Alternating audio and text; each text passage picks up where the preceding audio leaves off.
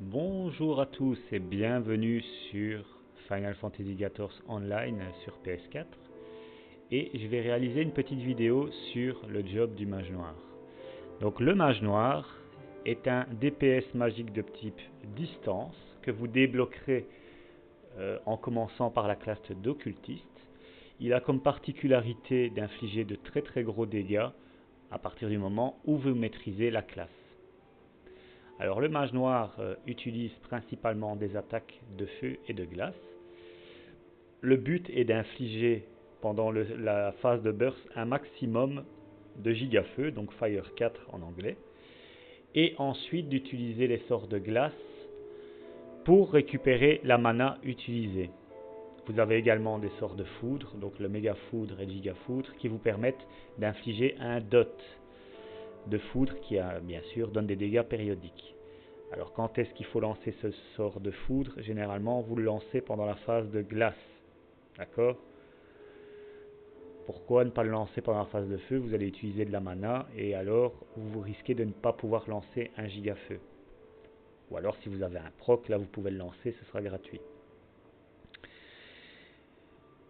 Donc le but durant votre chaîne de sorts, c'est de justement, vous avez ici la barre de job de votre mage noir.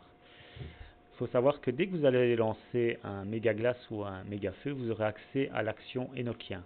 Donc l'action Enochien vous permet d'activer l'accès pour le lancement au giga feu, au giga glace. Ok, donc le but c'est de ne jamais rompre votre chaîne de sorts pour ne jamais perdre cet Enochien. Pourquoi? Parce qu'à partir du moment où vous activez l'Enochien, vous allez avoir un décompte ici sur votre barre de job.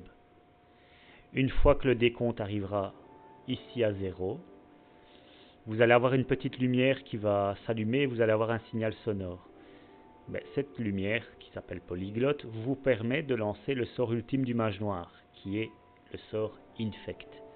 Donc le but, comme vous l'aurez compris, c'est de ne jamais rompre vos chaînes de sorts pour ne pas perdre votre polyglotte et lancer un maximum de sorts Infect, qui est gratuit. Les images valent mieux que les paroles, donc je vais vous montrer mon cycle de rotation, comme ça vous verrez mon opener et mon cycle en temps normal. Alors, il y a des gens qui parfois font un opener en utilisant la foudre.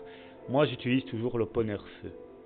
Voilà, vous devez faire ce avec quoi vous êtes le plus à l'aise. De toute façon, les dégâts en feu sont tellement importants que la différence de DPS, franchement, est négligeable. D'accord?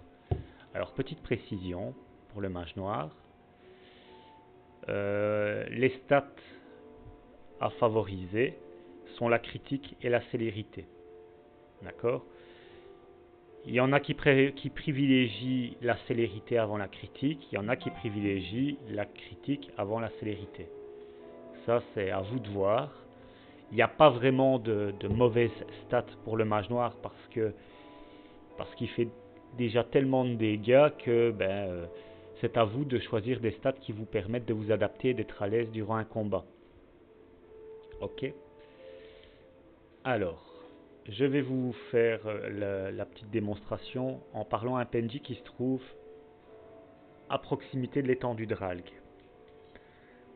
Donc, vous savez faire des combats sur des mannequins d'entraînement. Donc, vous avez accès à des simulations de différents boss. Alors, pourquoi je vous montre cette vidéo sur ce type de mannequin? Pour la simple bonne raison que sur ce mannequin de simulation, une fois que vous lancez votre première attaque, vous avez 3 minutes pour enlever tous les points de vie du mannequin. Donc ça vous permet de savoir si vous maîtrisez votre classe et si vous êtes capable de faire assez de dégâts pour participer à une instance. Donc si par exemple vous voulez vous y mettre au contenu HL et que vous n'arrivez pas à diminuer par exemple la barre de vie des primordiaux, des oméga sadiques, n'y participez pas. Parce que vous allez être un poids pour votre équipe. Il faut savoir que pour les boss de type les instances sadiques ou les primordiaux extrêmes, vous avez beau survivre, si vous n'arrivez pas à enlever tous les points de vie de votre adversaire avant qu'il ait réalisé toutes ses mécaniques, il fera une attaque en rage et ce sera le wipe. Ok? Donc le DPS est quand même important. D'accord? Et pour favoriser un bon DPS de groupe, qu'est-ce qu'il faut faire? C'est qu'il faut avoir un maximum de diversité dans vos classes.